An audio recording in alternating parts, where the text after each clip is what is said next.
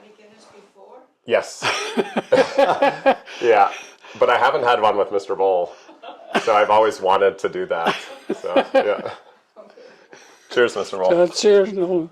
Yeah, Ryan and I have wanted to have a drink with you because we heard those stories from the Kelowna days with like Mr. Nishiyama. Yeah. And a lot of those guys were 18, like Jordan, Connor. Yeah. So I think they got to have a few drinks with you. Yeah, there were some of them that did sneak in. Yeah, that would have been fun. There was Arlo Ostapoch and one of his buddies, I forget, he was a weight thrower, and they got in Okay. and didn't show up the next morning. Oh, for a few too many. just a few too many, yeah. Yeah. Actually, as I got a bit older, I got really into kind of Jungian psychology, like Will Durant, history related stuff, and kind of, I read The Economist for almost like a decade. So I got quite into geopolitical happenings and stuff like that. Yeah. And so I started following a lot of British intellectuals, like, I'm not sure if you're familiar with Christopher Hitchens. Yeah. And he liked to say British people are all branded on the tongue. Much like yourself, where you can tell quite quickly that your upbringing of debate or grammar school, you're very eloquent, as opposed to a lot of people in the West who have trouble putting simple sentences together at times. Oh, wow. So what's something in your upbringing, or like, because you went to a grammar school, right? Our education system was there was very selected activity when you were about 10 or 11. It was called the 11 plus. Okay. It was an exam that you wrote. Yeah. And if you were successful, you could go on to grammar school. If not, you stayed on at the elementary school level. And then there was what was called an intermediate school was developed, that you could leave elementary school at about 11 or 12 and go to the intermediate school and stay there till school leaving age, which is 16. Okay. There was another level that you could go to, it's called the technical school. So if you were really successful in the 11 plus exam, you could go to the grammar school. Okay. A slightly lower level, you could go to the technical school. If you failed the thing completely, you stayed on at the primary school or went to the intermediate school. So even at a young age, they start to weed out. Yeah. Wow. Now there's a lot of arguments for and against that type of education system. There's a lot of argument about the streaming, that certainly people have an advantage to start off with. Yeah, definitely. For example, my mum and dad were both teachers. Mine too. So, you know, and my grandmother read to me from I was, no height. Yeah. And so it was expected that I was going to go to grammar school, just as simple as that. That's what you're going to do. Wow.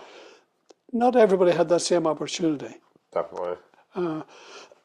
So there's now thought that maybe this splitting them at 11 years of age is not. It's very young. Yeah. It's maybe too young for sure.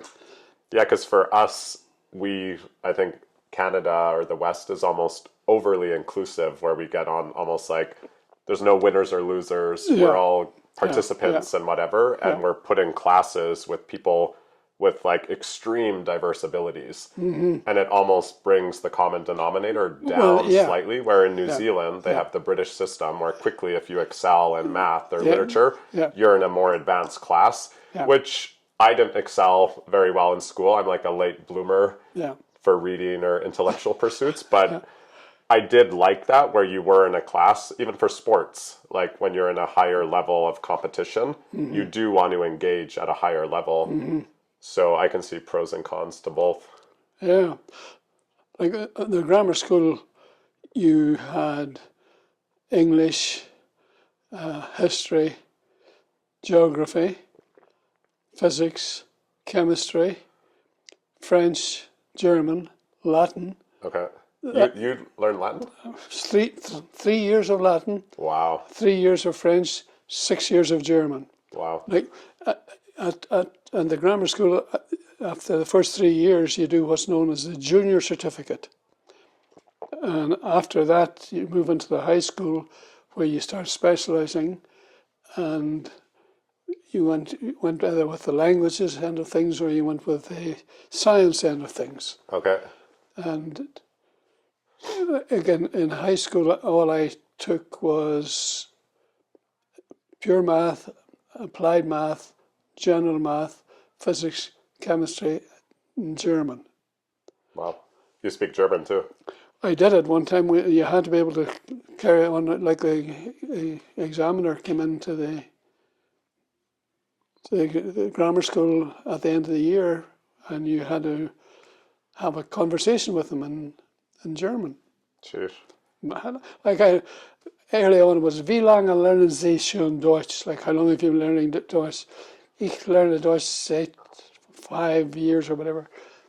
But I at one time I could speak it, but it's like French. If you don't keep doing it, use it or lose it. Like Joan took French right through to advanced French right through, and so she could understand a little bit about it, but she doesn't practice it every day, so she doesn't speak French anymore. Right. Je parlais un petit peu. Actually, my mom's a French teacher. Oh, is that right? Yeah, and we lived in Belgium for 3 years. My dad did kind of his PhD postdoctoral work outside of Brussels and Hemmelmille, I believe.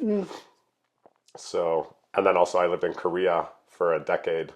So my Korean's better than my French. And then I was in Latin America for quite a while. So it'd probably be like Korean, Spanish, French, and of course English first. But yeah.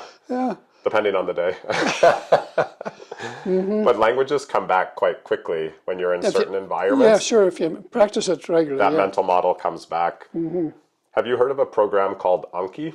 It's like a spaced repetition flashcard system, which is built on how your memory works. So the stronger that the memory will retain information is the bigger of the space before you review something. So there's like a perfect time to review information where it's like crystallized in your brain. If you review it too soon, it's like boring or it becomes redundant. And if you review it too late, you've missed the window of opportunity to kind of crystallize. It's like training, but like your brain is a muscle. So I had a few big injuries when I was in Korea. I broke my collarbone. I broke 2 of my ankle ligaments where I couldn't walk or do exercise for quite a while. So I was like, oh, let's test this. So I got into like memorizing a deck of cards in like 60 seconds where you can memorize each card as a character. Or I started learning more Korean or like even English words. Like as I was reading The Economist, every word I don't know, I would put it into Anki. And then I got into Christopher Hitchens or watching debates, intelligence squared debates or God debates like that. And I got, it really peaked when you can't walk around or do a lot. I was like, oh, this is really interesting because your brain's exercising or going on a journey. Yeah, Hitchens has got his own opinion about things. Wow. He really inspired me though for debates, like improving my lexicon or just expanding my sphere of information. So did you guys have debate classes growing up? No, there was an opportunity to be in debate, but it was on at the same time as probably tennis or cricket. It would have been an after-school activity. Yeah. And you would have chosen to go to the debate group, or you could decide you wanted to play tennis or you wanted to play cricket. Okay. And I would have chosen to play cricket probably. Yeah, when I was young, I would have done the same. Yeah. As I get older now, on the podcast that we're doing, we have a thing called the hot seat. Oh, yeah. Because we do have quite strong opinions. I think they're quite well grounded, but we're open for feedback or debate or pushback. And yeah, kind of the Hitchens thing, like don't tell me you're offended. Bring on your best, like bring it on, and let's get to a deeper understanding or seek wisdom for a deeper truth, as opposed to just ending it quickly. Because I think in the West, the art of debate is being lost. Well, there's no debate. I just disagree with you. Yeah, exactly. I'll dig in my heels. I'll be offended. You'll be offended, and we won't. Yeah, we're not getting anywhere. What do you think? How could we mend that? Oh, it probably would need to start in classrooms. It probably would need to start I back agree. back. I don't think you get started with people who are already fixed in their thinking or their attitude to thinking. Yeah. I think you probably need to start it back in school. So having like a debate, maybe in elementary school, Yeah. grade 5. Yeah. Yeah. I think that would be perfect. We had when I was up in Savannah School, we had a debate class. Awesome. And our language arts teacher Okay. had looked after the debate class. Okay. And we had a lot of kids actually who really enjoyed it. Yeah. Yeah. I loved it. Yeah. When I was teaching in Korea, I was teaching elite kids English mostly, but I started branding it as like a debate class where we would get an English newspaper, we would read an article, and then we would have to take both sides of the topic. So they would have to like invert and try the other side. Yeah. You know Charlie Munger? I know of him, yeah. Yeah, he has the thing like always, he was Warren Buffett's business, always be inverting every idea. You need to know the side better than your opponent. Yeah. Or better than the short sellers or the long sellers. Yeah. So that's something I tried to teach my students too, is like, I know you feel really strongly about this, but now let's flip it. Yeah. How well do you know your opponent's side? Yeah. Yeah, I think that's important. Another one I wrote down, Mr. Bole, was to gain like information or wisdom, how can we inspire kids to kind of read more books? Because I think the art of reading has been lost too now. Well, take their phone away for starters. Like seriously, I'm for that, yeah. we have a real problem with the technology that's available to kids. We were, I forget where Joan and I were the other day. There was this kid. It was a he or a she. It couldn't have been more than about maybe 2 years old. Already glued. Sitting with the phone. Oh, no. It's a babysitting device. Yeah, it's... Maybe, and I forget where it was. It was somewhere. Over at the mall, I think it was. We're at the mall, I think, at the time. I mean, what the hell? It's a 2-year-old baby. You know what Hitchens says? He's like, we have lifeguards all around. Why not have lifeguards at the gene pool?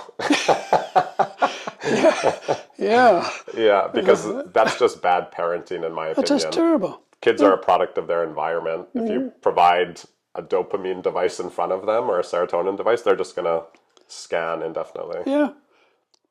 Well, like we go to restaurants, quite often, and you'll see couples sitting at the restaurant,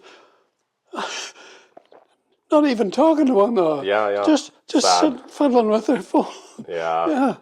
There's a post that I read a long time ago on X, which is Twitter, the platform after Elon Musk acquired it. And it says our brains weren't developed to be in a world with these smartphone devices. Yeah. Because for 200,000 years, we didn't have them since we've been Homo sapiens. And now our brains are pushed with this instant dopamine. Yeah. Where even, it's funny, I think sometimes older generation, like my parents, are sometimes more glued to their phones than even Ryan and I are when we're like, or my dad has like an Apple Watch or like, it's interesting to see how different demographics or ages function with these kind of technologies.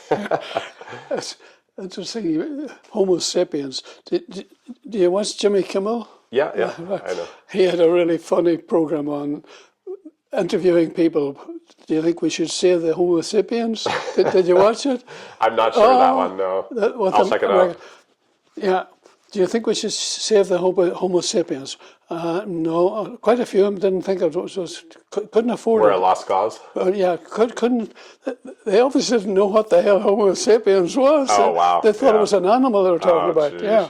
No, I like when they interview people on like, do you think we should bomb like Kabul or should we bomb like, Ukraine? And then you ask them to point it out on the map and they'll point to like Arkansas or something. And then you're like, oh, wow. The American education system, huh? No, the American education system leaves a lot to be desired. Yeah. No doubt about it. Yeah, for sure. Yeah. Yeah, what about reading specifically? Because I think, yeah, taking away smart devices. Recently in France, they've imposed like a blanket rule across France, which says you have to be 15 to be able to access social media. Yeah, So I'm yeah, definitely yeah, for that. I'm a yeah, libertarian, but yeah, I'm also for parents and elected officials to set certain constraints for young people who aren't able to make those decisions yeah. yet. Parents in particular to set. I don't like the idea of the province or the elected people making decisions for parents. The 100%. parents should be making the decisions. The trouble is, we're finding there's a lot of parents are not capable of doing what they should do, 100%. and that's I guess kind of sad. It is. Yeah. Definitely. There's a picture, a funny meme that went viral, which it shows like a mom giving birth. And then she asks, like, oh, is it a boy or a girl? And then the doctor says, we'll let the kindergarten teacher decide. Yeah, Yeah, that's what I wanted to poke at a little bit yeah, yeah, because we both have an athletic background. When people say there's no differences between men and women, I like to joke, well, do I have the 800-meter women's world record? yeah. So I think people from an athletic background, Oh it's yeah. night and No, day. it's night and day. So what's your take on men and women's sports? And should I have the women's 800-meter world record? No, women should have their record, and you should have your record. Yeah, No, women should be in women's sports. I have a problem with these people that decide they're no longer female and want to become male. yeah, That's fine, do that, but don't expect to be competing with females. 100%. Like that's not appropriate. No, that's silly. Yeah, That's and there's been a lot of examples in the American university level where there have been some people who are no longer female who claim they're male and are Leah swimming. Thomas, the Leah Thomas swimmer, that Yeah, was the the big swimmer. one. She Yeah, won the NCAA, yeah, and then I think it was Riley something. She spoke out about it, and then yeah, she got deplatformed initially, and yeah. then she became like the spokesperson for defending women in Yeah, like sports. I feel for those people who feel that they have to become female, that they're males, Yeah, and there's something that's unfortunate that causes them to say like, I really would prefer to be treated as a female, and I'm going to go through all this sort of stuff. Some of them actually go through surgery and all to change. yeah, I feel for them. me too. They're having a tough time. It can't be easy being that person. But you can't then decide to compete in girls only activity. No, and you can't deny the differences. Like if you go through, I think you have to identify in sports as what you go through puberty in. If you go Yeah, through puberty as a male, yeah, in you get particular. the advantages of Yeah, being a male, like yeah, those muscles or that build. sure. So it's not fair to compete Yeah. in women's sports after that. Yeah, that was one. Another one would be, do you think the left is gonna like, oh no, we went too far with like our agenda and then the pendulum will swing back? Because a lot of the moderates like Elon Musk, Bill Maher, a lot of outspoken people are saying, I'm just a liberal from 20 years ago and now you're painting me as like the alt-right. I haven't changed my opinions. It's the radical left that's moved too far and now you're forcing liberals or moderates to identify as conservative. The problem is Trump, Yeah. totally, because he has taken everything far right. Yeah. But Everything. Trump was a moderate or a liberal. Like he He, was a Democrat before. sure, Yeah. he supported Hillary Clinton Exactly. early on. He was at her wedding. Yeah, Yeah. like I have no faith in the American political system for Me too. starters. Yeah. It's all where the money is. Yeah, definitely. Simple as that. You have the best system that money can. I played golf way back 20 years ago with a guy in this when we were down in the States, and he was a senator, and we played together. We were teamed up when we went to play, wherever in Palm Springs it was, and I said, you guys have a system that is run on money. It's just the best system that money can buy. Yeah, definitely. And don't try to tell me that our system in Canada, because we happen to be a little bit further left than you guys are down here, that there's something wrong with our system. Yeah. It's your system is the one that's the system. It's it's cronyism. It's total cronyism. Yeah. Like, all of the guys who were making all the comments about Trump have gone all their way all of a sudden and say, oh yeah, we support you. Yeah. It's just where money takes you. Yeah. And actually, to poke on that a bit further is something, because I got really into geopolitics and what's going on in the Middle East, specifically like the petrodollar. Do you think that American politicians are compromised by the IDF and Israel? Because we've been doing their bidding, and then you get into conspiracies about like JFK's assassination for not allowing Israel to develop their own nuclear program, or him pushing back on that. Yeah. Where do you stand on like, I don't know if you want to say anything on like the Epstein class, as they've been called at times, and American politicians potentially being compromised for the better part of like 3 or 4 decades? Yeah. The Israeli problem. Yeah. Israel has a problem. There's no doubt about it. Definitely. They're not particularly welcome. The way they were just stuck there after the war. Yeah. And this is they're carving out Palestine. Yeah, like we're going to carve out this piece of the world and give it to you. It's now Israel. And there's a whole bunch of people who were displaced by that. The Palestinians in particular have been really given a terrible situation. Yeah. Like, you have to feel for the Israelis, after the war, whenever Hitler was trying to, eliminate them, basically. Yeah. But on the other hand, at the present time, the Palestinians are not been given any sort of fair treatment at all by Netanyahu. Yeah, definitely. Mainly, I'm not so sure that all of the Israeli people feel exactly the same way as he does. No. But he's in the same situation as Trump is in the United States. I'm not sure everybody in the United States supports what Trump is doing. Definitely. But... And he's been in power for such a long time, too. Yeah, he has. Like, similar to Putin, where through being prime minister or, he's been able to wield the sword of the IDF or in that region. Yeah. The thing that I think comes to mind for me is when I was trying to understand how the Middle East really worked. If you start with the presupposition that the Zionists control the world's superpower, Middle East policy started to make a lot more sense. Like, if you understand the petrodollar and the Zionist playbook, you start thinking, okay, if I understand these, everything makes sense in the Middle East. And if I disregard these, nothing makes sense. Yeah. That was my kind of conclusion. Yeah, you're not far off the money. Yeah. So how do you think, is there a way to, because I don't believe the Zionists want a 2-state solution. No, they don't. No, they don't. They created Hamas. Yeah. When they were close with, what was his name? Arafat?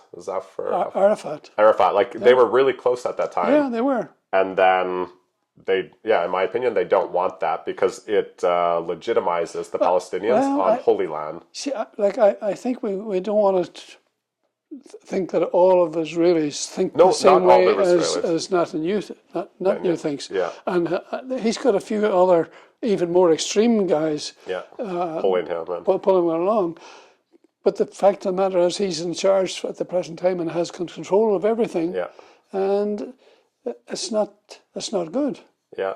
One of my friends is a Zionist, but we have a healthy debate. That's something we talked about a bit at the start, is I think it's good to have different opinions so him and I can kind of go back and forth or kind of agree to disagree on big subjects that some people find potentially very sensitive. And he said Netanyahu has a window of opportunity. If he overplays his hand, the world will turn against Jews or Zionists collectively, which is happening now. Yeah. Because you see, 100,000 people, 100,000 Palestinians died since October 7th when they had that concert slaughter. And then, but people are, like one Jew dies and then 1,000 Palestinians die.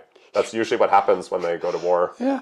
Yeah. So People die. yeah, but it's disproportionately one-sided in the death tolls. Yeah. So yeah.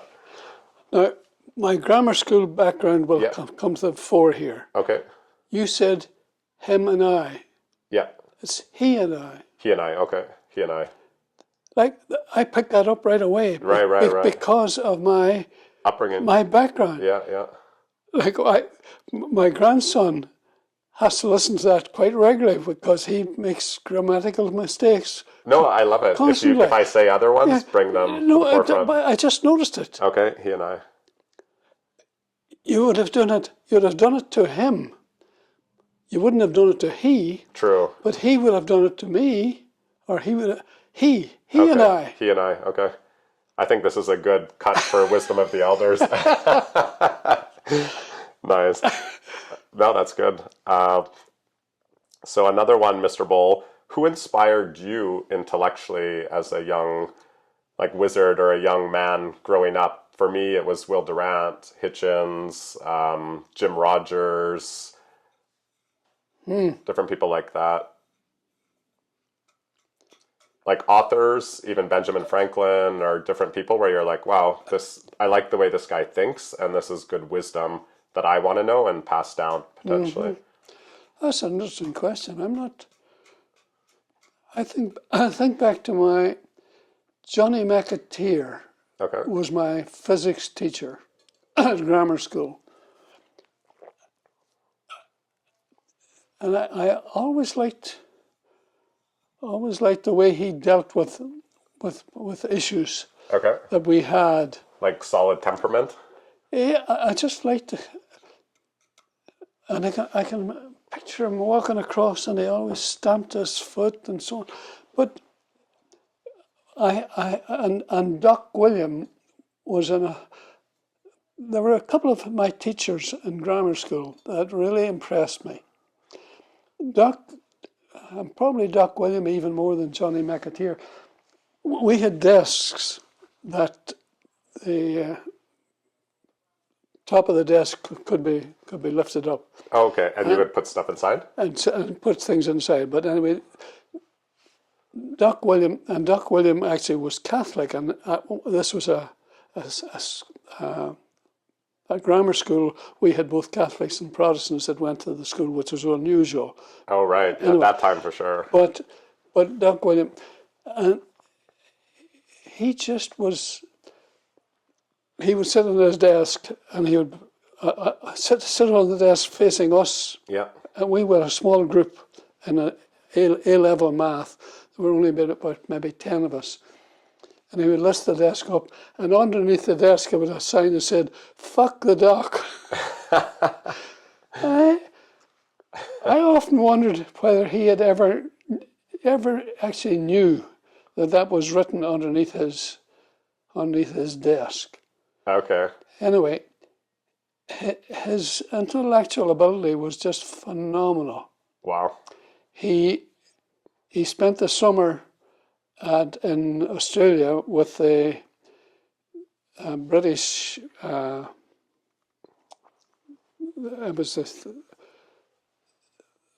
It was a sort of aircraft space thing that was on in Australia at Woomera, Okay. at the rocket range in Woomera. Not sure.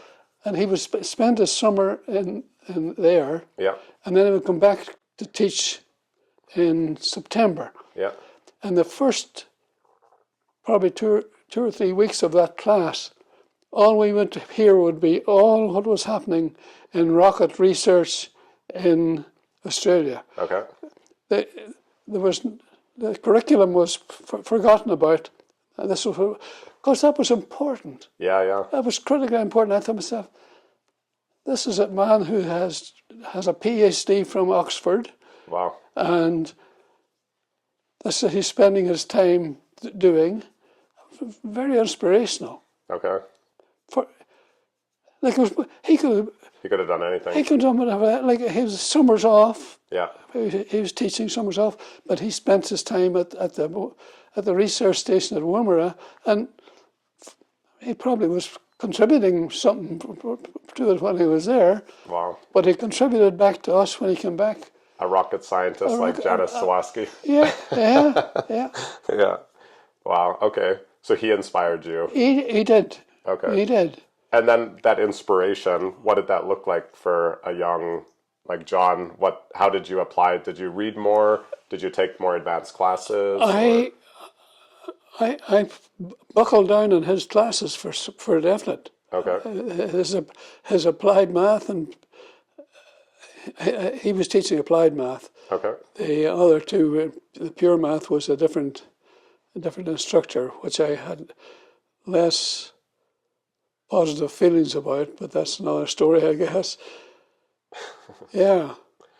And what attracted you, because you mentioned poker yesterday, what attracted you to math and poker and even chess? I think you were quite good at.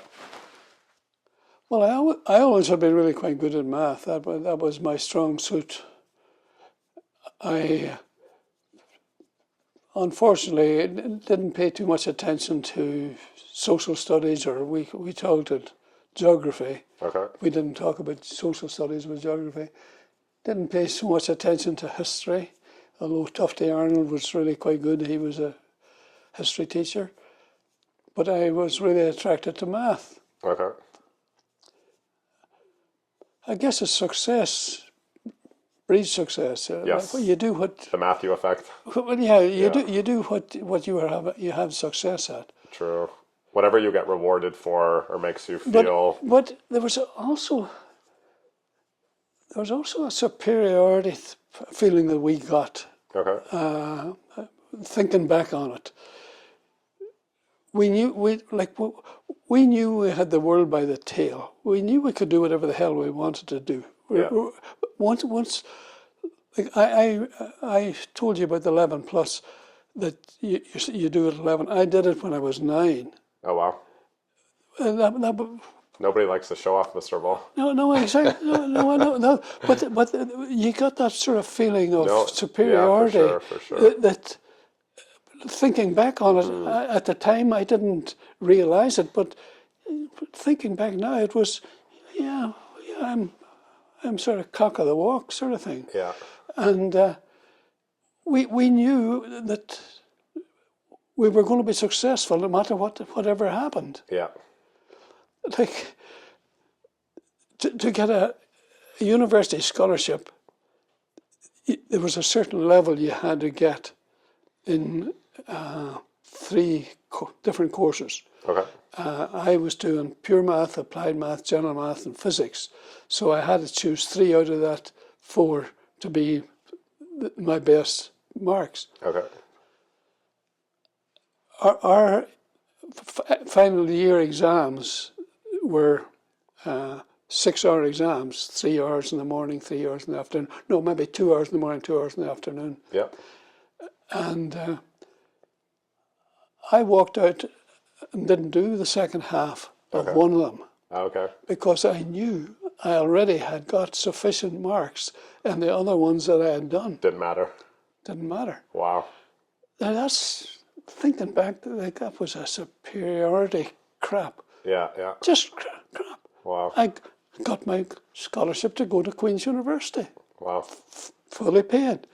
And then when I was at Queen's University, spent my time playing poker.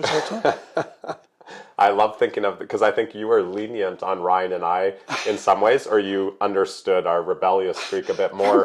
So hearing the stories of you, I was like, oh, Ryan, that's why Mr. Bole understood us. He's like, oh, they have to get that out of their system or play it out. And then, they'll come back. Or Could be. Yeah. But it was a superiority complex from a very early age of writing that 11 plus.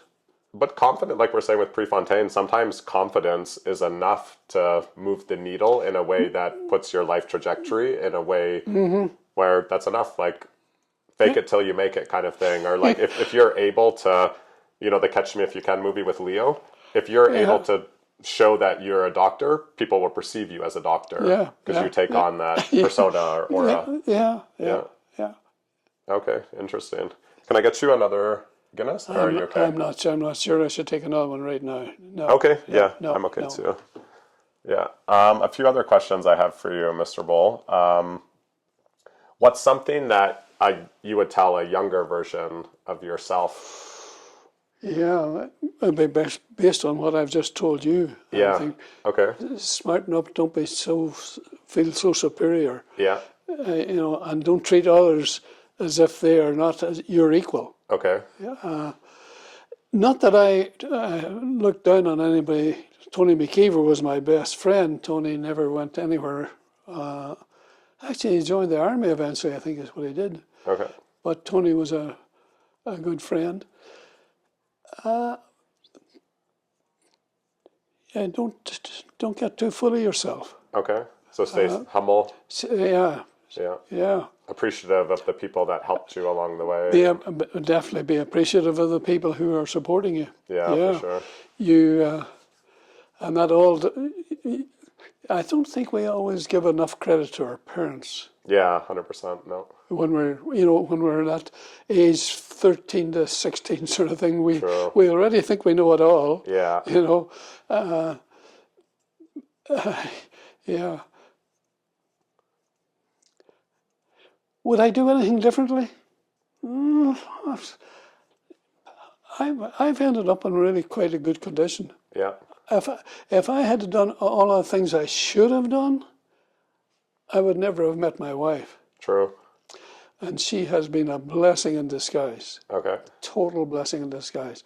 Puts up with all of my idiosyncrasies and runs a really good home and has raised a really good kid, my son Michael, who she was totally responsible for because I was always off at a track meet or somewhere. Yeah. So I wouldn't want to change that. Okay. I always used to talk at graduations. My speech at graduations would always include the road not taken. Okay. 2 roads diverged in a narrow wood, and Robert Frost. sorry I was I could not take it both, and because you come to a fork in the road, you got to take one of them. Yes. And when I did that 11+ exam, my father wanted me to go to Coleraine Inst, which was another grammar school, boarding school, where I would have been in a different environment. Okay. But my grandmother, who lived with me, lived with us, and after whom her husband, I had been named, John, she said, "You're not sending John to..." So I didn't go to Coleraine Inst. Okay. It was too late to go to the grammar school that I should have gone to, so I spent another year in the elementary school. And I spent a year teaching the grade 3 class or whatever because I had already passed the 11+. Okay. But that was one fork in the road that I could have taken and gone to Coleraine Inst. That would have changed the butterfly effect your whole life. Where would I have gone? Yeah. When I was at Queen's University, I could have behaved myself and not played poker with the American soldiers and spent less time in the club bar, whatever. Yeah, that would have taken me in another direction. I chose to go somewhere else. Yeah. I think I told you I could have gone to Australia. Yeah. Didn't go. Took another road not taken. Yeah. Went to teacher training college. Another road not taken. Came to Canada. Could have stayed. Like there's roads not taken constantly. Mm-hmm. Be thankful for where you are. Yes. Okay. So gratitude. Be thankful. Yeah. Be thankful for where you are. Okay. And maybe, don't regret things that you didn't do. Yeah, definitely. There's no point. No, it's wasted time. Wasted time. Yeah. Where are you? What are you doing? Okay. Where are you going? That's the next thing. Yes. There's another couple of roads not taken. You come to. Every day you're making choices. Every day you're making choices. Yeah. 100%. Yeah. On that one, we did a podcast on relationships recently. Mm-hmm. So in your experience or opinion, what makes a lasting relationship, like a lasting marriage and a lasting relationship? Trust. Trust. Trust and honesty. Yeah. Okay. Yeah, trust. Yeah. Okay. How long have you been married for? I always, people say, how long have you been happily married? And I say, 3 years. Well, if you add the word happily. Yeah, yeah. No, today's our anniversary, by the way. Really? Wow, congratulations. I should have brought something for your wife as well. I brought you a few Guinnesses. Yeah. Yeah. Well, I'll leave these here for you guys to enjoy later. We were married in 1970. Okay. I think I told you we had applied for the teaching positions and pretended we were married. Yeah, right. And when we got the jobs, we said, God, we better get married now. So, Yes. so we very quickly arranged a marriage in August, or no, in July. Okay. On July 23rd of July. And Wow. got married and then got on a boat. Okay. Well, that's a synchronicity that I'm here today asking you about relationships. Yeah. Wow. Okay. Awesome. Do you guys have anything planned? No, we don't. Okay. Joan, I'm sure, remembered this morning, but she didn't say a word. I found out it was our wedding anniversary when I checked on my email, and one of the former trustees of their school board always sends me a congratulations on our wedding anniversary. Oh, wow. So sure enough, here's a message from Ursula saying, congratulations, John, on your anniversary. I said, God, Jesus, it is our anniversary. Yeah. Yeah. No, that's awesome. A few more questions here, Mr. Bole. What makes a good poker player and chess player? Ooh. Or even investor? Because investing is something that I've had some big wins, but also some extreme drawdowns. And I think a lot of good investors learned early playing poker on, okay, I have this much money. How many times, how many hands can I afford to lose like that? Well, you got to have patience. Yeah. There's too many today. There's all these opportunities to make a whole lot of money in a hurry. Yeah. There's very few people that do that, but you hear about them. Yeah. But you only hear about the outliers. Oh yeah, sure. That's how much I made today. Yeah, sure. How much did you make yesterday? Yeah. Yeah. Well, yeah. There's a quote that says, "I've met rich traders and I've met old traders, but I haven't met rich old traders." Yeah. No. Yeah. There's a certain amount of intelligence required. Research is important. Yeah. Do you invest? Of course I do. What kind of passive indexes, ETFs? Mutual funds. Mutual funds, okay. Mutual funds make me good, solid money. Nice. That's no problem. Stable. I've got a good pension. Yeah. My pension, 80, teacher pension, old age pension, Canada pension. We got more money than we know what to do with. Okay. Well, good problems to have. Well, that's exactly. Yeah. I'm not in any hurry to become a multimillionaire. I don't know how it would make my life any different. I've got sufficient money, more than sufficient money, actually. Yeah. I'm spending time passing money on to my grandkids in many different ways. I put their tax-free savings every year. I fill it up for them every year. Awesome. So, but I just can't spend the money I've got. Yeah.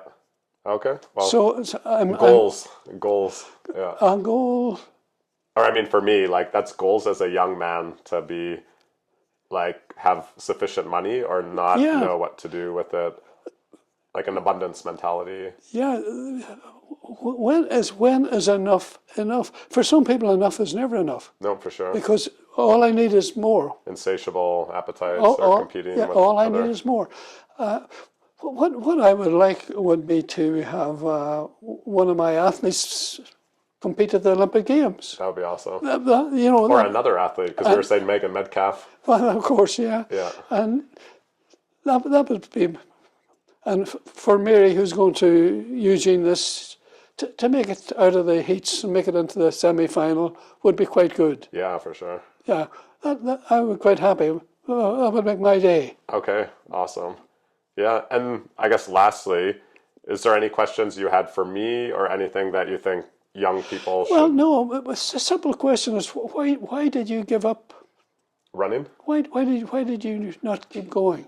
Yeah, I guess when I was 18, 19, I did have a few scholarship opportunities, but I remember that. maybe similar to Mark Lynch in some ways. I wasn't drawn to academic stuff at that age. That's why I went to New Zealand initially, where I was like, oh, I want to pursue running in an unorthodox way, or I want to, okay, if I have the wisdom of Lydiard and my kind of Sebco interval training, maybe I can go to the Olympic trials independently. That was one, and then So how long did you do that in New Zealand? so I was there for about 6 months. Then I came back to Canada, but then because of finances, and I got a stress fracture. I got 2 stress fractures trying to train like Lydiard. Yeah. So I wasn't like, my bone density wasn't built like a Snell, so I couldn't handle the really high mileage. And then after I got a few stress fractures, I started thinking, oh, actually living in my mom's basement isn't that exciting. And then I went to Asia when I was really young. When I was 19, I went to Taiwan, and I was there for almost a year. And then after that, I did like a decade in Korea. And I kept training for a while. I ran like a few small meets or time trials and stuff like that. But yeah, I guess I was getting pulled in a different direction. And even if you're like top 2 in Canada for your age group or top 5 in a senior division, there's just no money in it at all. No. And I started thinking about kind of the cost, like the opportunity cost of life, where I was like, oh, I've done a lot of training. I would have still loved to compete at a higher level, but the Korean won or different things were pulling me in different directions. But I've maintained, like, I still love running, or health is a big part of my life. I still train 3-4 times a week. But I do look back, Ryan and I talk about that often, like, what could we have ran? And a lot of guys that I competed against did go to the Olympics. That one year in Maine, I won the Maine Distance Festival in 152. And the guy who got second, Russell Brown, he went on to represent the U.S. in the Olympics. But he was like intimidated to race me in that race. Or there was Nick Willis in New Zealand. Oh, yeah. Where he didn't want to race me in the 800 because I had broken 2 minutes as like a midget. And that was very competitive at that time. And then he went on to run a 329 and get second in 2008. So I do look back on that. But I don't have big regrets because I did push it at a young age as far as I could have. Yeah. You don't want to have regrets. Regrets are not good. Yeah, that's why I wanted to ask that question, because you would have a interesting lens on what Ryan and I could have potentially done. Yeah.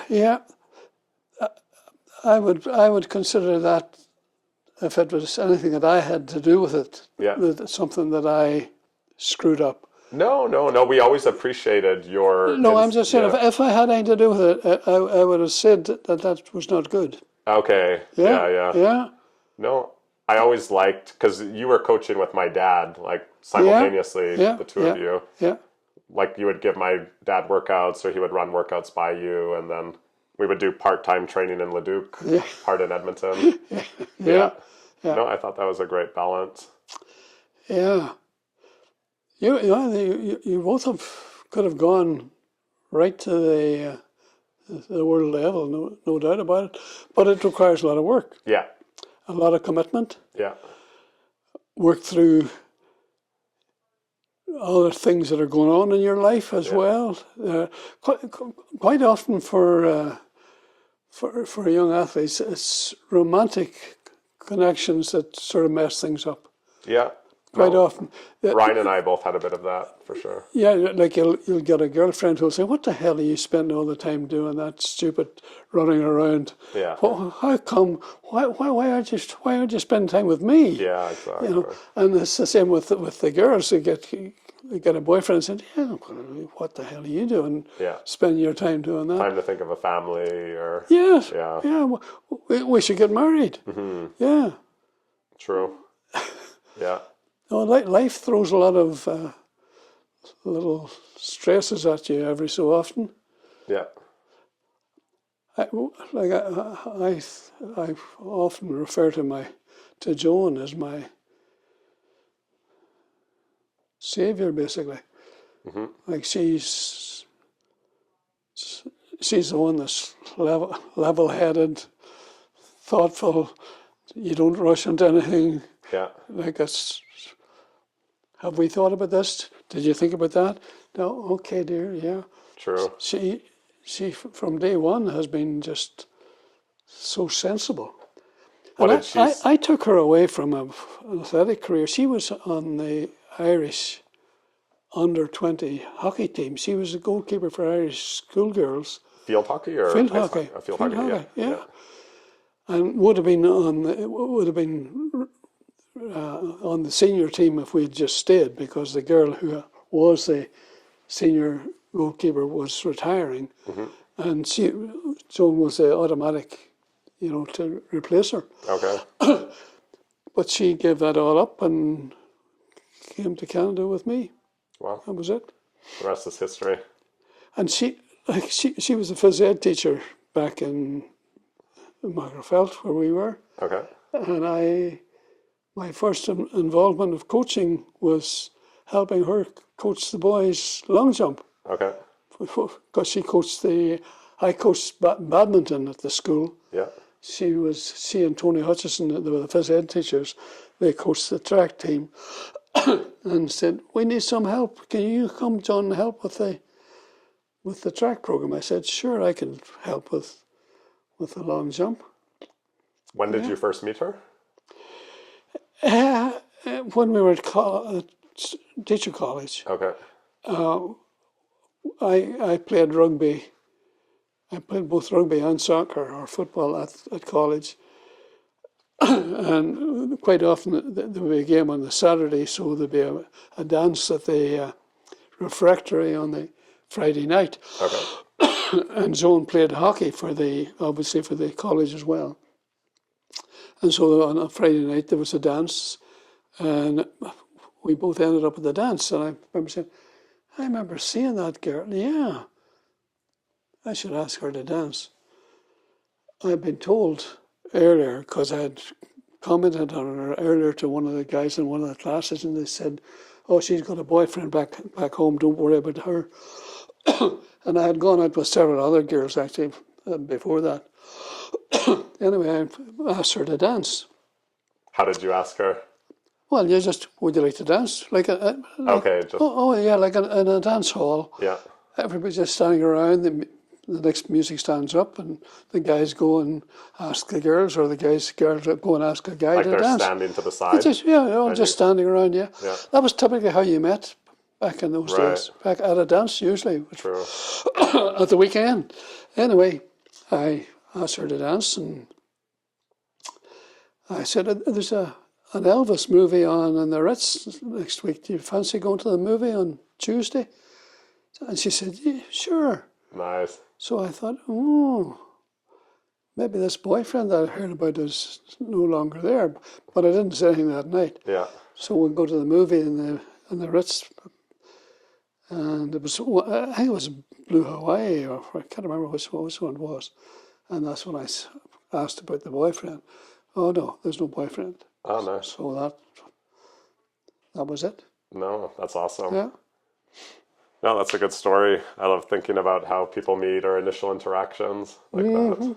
Yeah, that's awesome. Nice, Mr. Bole. Well, is there anything else you wanted to say, or? Oh, not really. No, I think we covered a lot of territory. Yeah. No. Yeah, thank you so much for doing this. Oh, you're welcome. And Ryan and I, really appreciated what you did for us and for everyone in the community over the years. Mm-hmm. Yeah, I wish I could have gone to your retirement send-off for Leduc. Yeah, it would have been fun. It was quite an interesting evening. That chatted quite a bit with Perry, actually. Perry Nishiyama, yeah. We reached out to them to meet up this weekend, but they're actually out of town. Yeah, I think they probably were planning to head out.